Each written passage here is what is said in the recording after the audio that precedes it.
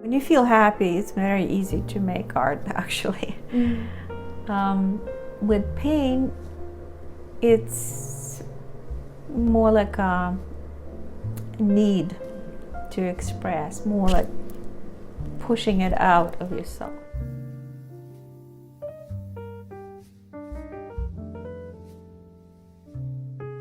I think suffering or intense emotions bring up certain things to the surface, right? So when you feel deeply, it moves you in certain direction, right? So I would say pain and suffering can bring up certain need to express it, right? So there is a body of work that I've done before, which was a figurative, that expressed my pain and suffering and kind of wanting something better in my life and kind of not knowing why am I here in this space, right? So I did express that through my art, and it's beautiful, and it also, you can feel and see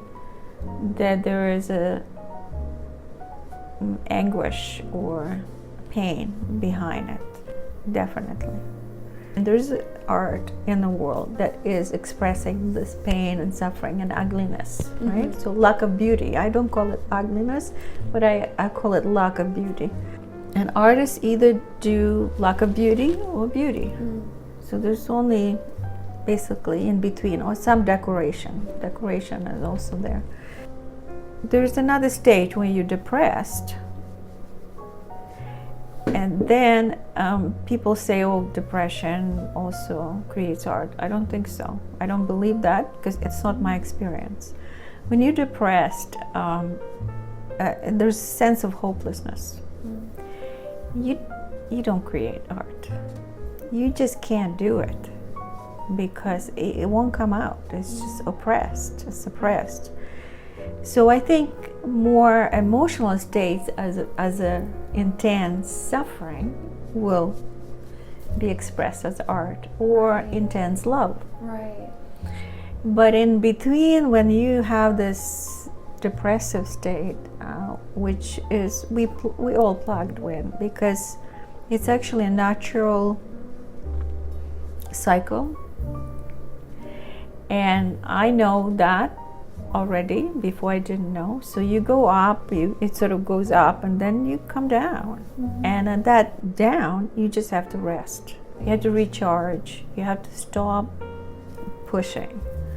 You have to allow and open up your mind and allow it to come in when it's ready. So in that time, it kind of feels like depression, feels like you're not doing anything. You don't create anything, and you don't have to. So I've learned that.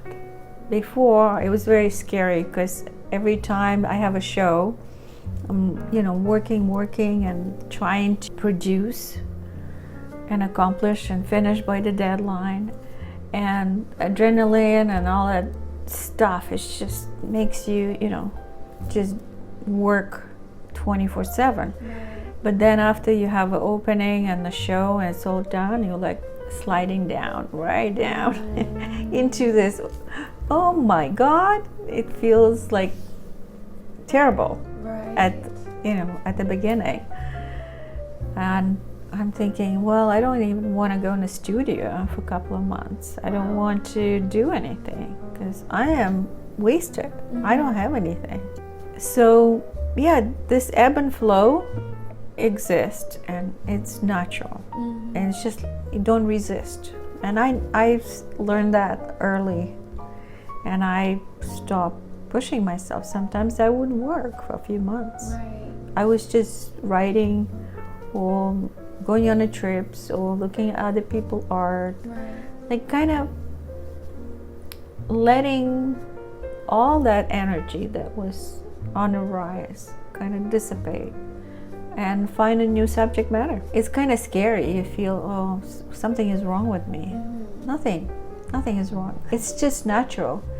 It's the energy moves in waves, and if you look at physics, and it will show that this is the fact of life. Right. And seasons, you have to regenerate, you have to recharge, you have to stop working and enjoy it, whatever, something different. Read, listen to music, dance, go do something else, and it will come back. And one morning or one evening, it will hit you back and say, oh, that's a new idea. I'll follow that. Yeah. I am really interested in the moving energy and how it's all come together into a form. Quantum physics already tells us there's 99% of empty space in between whatever matter that they can find. And all these little quasars, not quasars, but quarks, are actually fluctuating light. Right. So there's not very much substance in the universe, and that fascinates me because it feels hard and everything feels very tangible. So how come our perception makes it all very stable? And I think Einstein was also wondering about it at some point. How is it possible? So I find it very interesting. So my idea is that consciousness is primal, and consciousness creates the form or matter. So matter didn't just appear out of nowhere, but it was gathered together by some kind of a force, by some kind of intent, an idea, that it would bring together and form and shape certain substances, gases, and then more solid matter into shape. But everything began from nothing, right? From invisible substance that obviously is there. So that's sort of very interesting subject for me, and I love exploring it. And when I approach my work, I kind of feel that everything is turning or in a spiral movement, and there's always a movement. So if there's no movement, there's death. And if you look at anything that is not moving, it's dead. So life has movement, and life moves in kind of this spiral fashion. So I try to explore that and express it the way I feel. Right. But sometimes these things happen on its own. I don't really control them. I just sort of go with the flow. Yeah. And they show up in some unexpected ways. And suddenly I'm looking at this and I'm thinking, what is this?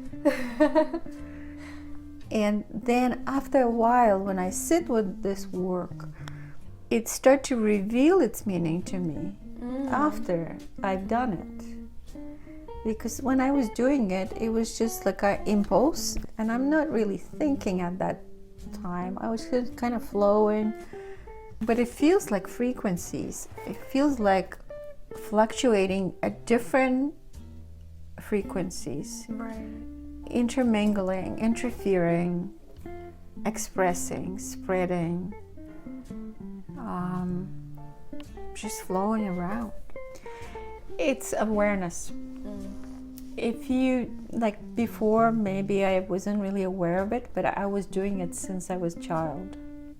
I was receiving, and I remember even, 20 years ago, sitting in my studio, I didn't know what I was going to create, so I would just close my eyes and see within my mind, what would I like to create? And then after a while, I would receive an image, and the image was amazing. And I say I could never replicate what I saw in my mind. But that's how I worked. But I wasn't aware of it.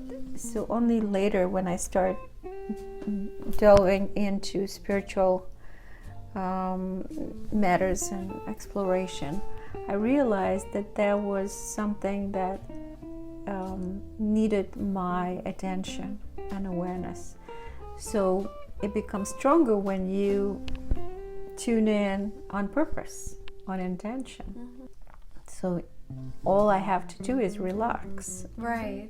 And just let go of idea of thinking, and of course meditation comes handy. And I allow it just to flow the way it wants to flow. And that's how it happens now. I'm not separate, but I'm fully embodied. And then I say, oh, it's like a co-creation. It's not like I'm doing it on my own.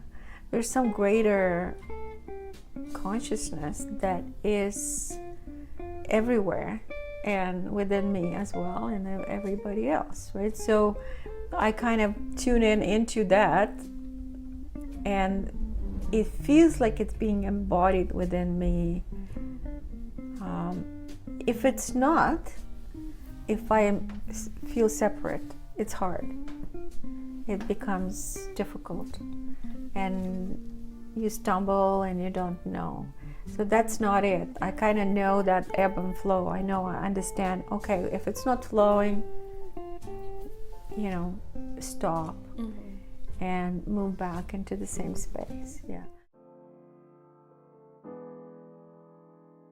When I was really, really young, 6 years old probably, I saw my uncle painting on an easel and a palette with all the bright colors in there, and the smell of oil and all that was just triggering me, and that I could see what he could do with these paints.